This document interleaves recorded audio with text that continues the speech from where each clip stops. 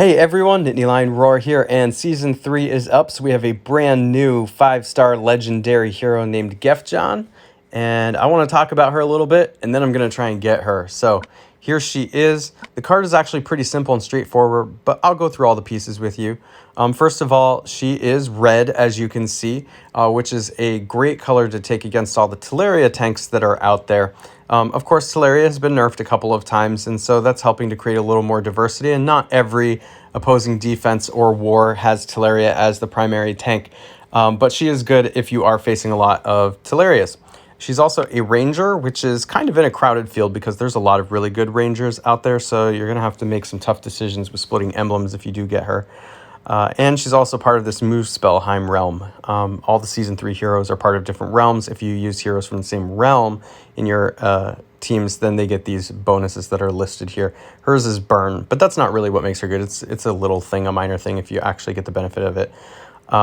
Also, she's got this attack, defense, and HP stat here, of which the attack is really, really high for a base stat hero. That doesn't even have emblems on it yet. 772 is enormous. And 766 for defense is also really, really high. So these are some really good-looking stats for this particular hero. The HP is not as high as other heroes, but that's not a big deal because when the defense stat is high, that's what protects the hero more than anything, more than HP. And the only thing that in this day and age the low HP will be an issue with is heroes that do lots of status ailment effects. But since they lowered Vela's damage, water damage, and you still have Gravemaker out there and stuff like that. But in particular, those status ailments can be really hard on HP. So it depends how many of those you're facing. But I don't think it's too big of a deal that HP is lower. All right, so now let's take a look at the special. There's only 2 bullet points here, which is relatively unusual because lately the heroes that they've been putting out have had a lot of text on them, and the more text a hero has, usually the better it is, just because it does more things. She is fast. That automatically gets a plus in my book. She steals minions from the target. That's okay, but I think it's actually a little bit underrated. What makes Gefjon so good is just simply she's got the 772 attack, and she deals 500% damage to the target. There's been another Season 1 hero that back when the game was first created was probably the best hero in the game, or could be argued was near the best, and that was Liana, who does a very similar thing to Gefjon, but Liana has a much lower attack and defense stat and doesn't steal minions. So this is just a straight up better red Liana, basically. And back when the game was first new, I would say Liana was probably an A hero because Liana did exactly what you want a hero to do, which is kill opposing heroes. Like, that's it. That's the name of the game. Sometimes I think we can all get too cute with synergies and things like that. But if you have heroes that simply kill opposing heroes, you're going to get ahead in this game. That's what Liana did. That's exactly what Gefjon does. But I think that Liana has probably fallen to a B over time just because she doesn't do anything else other than huge damage. And while a lot of heroes like Gefjon, their attack stat and defense stat has well surpassed Liana by now. Gefjon's sort of like an upgraded version of that. So if I were to rate Liana a B in this day and age, what grade do I give Gefjon? I'd have to say an A-. And I have to say an A-, not an A, because I would like to see her do just a little bit more to get a solid A. She is pretty simple. Stealing minions is nice. That will help to protect her even more. She's probably going to be pretty good on defense. But as we've seen, the status ailment heroes on defense, the ones with really high defense stats, and those that do a wide range of area of effect damage tend to be favored in this current meta. So I don't necessarily see her being used on defense a whole lot, although she can be. She'll be good on defense. I'd probably say she's like a B hero on defense, but I'd say she's probably an A hero on offense because, if she goes off, you can pretty much take out an opposing hero. So, that averages out to an A-. And so I think she's really, really good. I'd be very happy to have her. My red heroes have always been questionable. But here's the last thing I'll say about that before we go into the summons. Make sure you always check the appearance rates. Gefjon only has a 0.3% chance of appearing. So while I'd like to be optimistic, I know that the odds are I'm not going to get Gefjon. And so I just have to not be sad if I don't get her because I know it's unlikely anyway. With a 0.3% chance, that means I'd have to do like 300 summons. And even then, it's not a guarantee because I saw a statistical report at some point that it's only around like a 2/3 chance you'll actually even get her after the 300 pulls. So I'm not expecting her. But as I said in my war stream earlier today, if I don't do any summons, the chance is 0%. If I do one summon, that's where the percent chance increases the most because it goes from 0 to 0.3. So that's like infinitely better. But then every pull after that, it's all just 0.3%. So not likely to get her. But there's a 1.3% chance of other legendary Season 3 heroes appearing, which is pretty good. I'm going to do some free ones, and then I'm going to do a 30 pull. And I should be likely to get maybe one hero from Season 3 out of that. I don't really need the Hero of the Month. I never complain when I get 5-star heroes, though, but I'm just really hoping for the Season 3 heroes. All right, so let's get to this. Let's do the free ones first.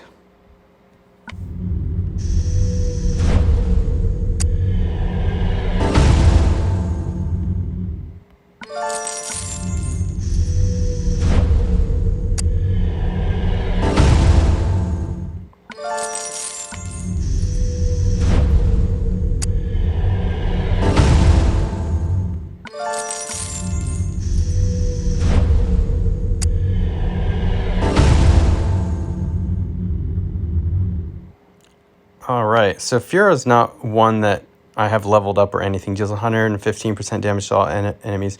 Reduces max health from all enemies by 65. Max health can't get lower than 30% of the original max health. All enemies get negative 50% decrease for any healing received for 4 turns. Not super exciting as a 4-star hero, but I'll take her.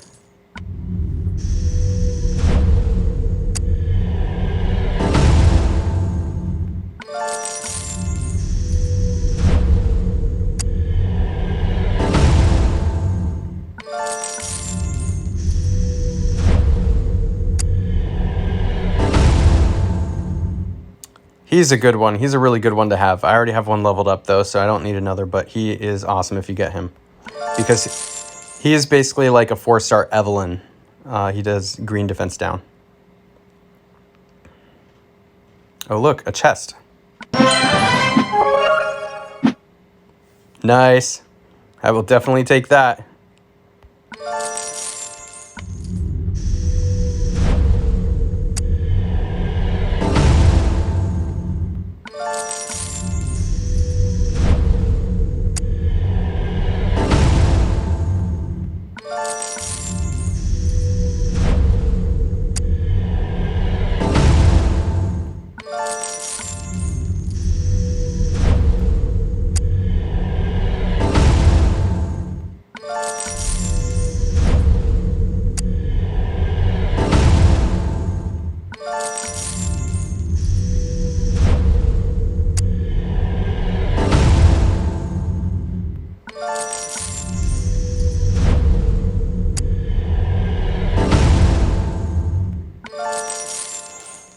All right, nothing too special there from the free ones.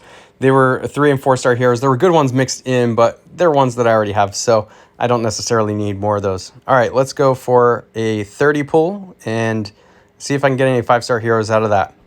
All right, come on, Gefjon. Come to me. Whoa!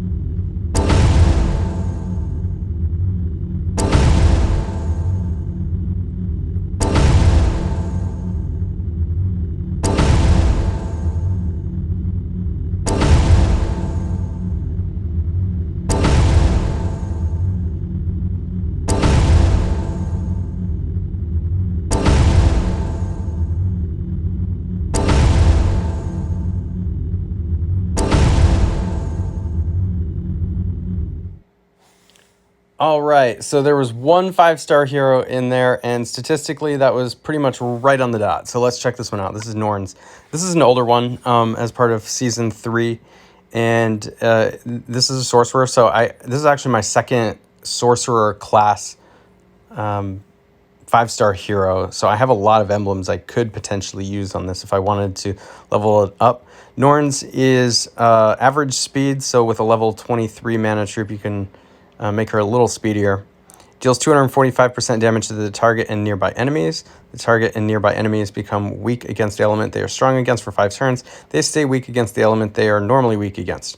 All right, so my thoughts on this particular hero are it's probably one of the weakest of the 5-star heroes in Season 3.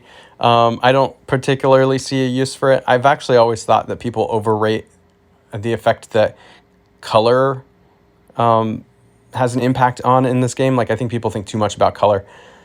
Obviously, if you're taking on a tank, you want to take the strong color against it. But beyond that, I think hero specials are way more important. And I don't think this hero special is too special. So I don't know that I'm going to level this particular hero up, but I'm always happy to get a 5-star hero, like I said. So this was my haul. Shade Reeve is a hero who has an interesting special as well, but is slow. All allies get plus 30% attack for 4 turns. All allies get plus 16% crit chance for 4 turns, so that's a lot of attack. All allies receive Draugr Blessing. If the blessed hero dies within the next 4 turns, they will be reborn as a Draugr with 100% health, 500 attack, 500 defense, and a special skill, Eternal Loyalty. So that's an interesting 4-star hero. I don't know that I would level that up either, but I know people like that hero. Okay, well, that is it. Thank you for watching. Make sure to like, make sure to subscribe, and hit that bell notification, and I will see you in the next one. Oh! Bonus before I go.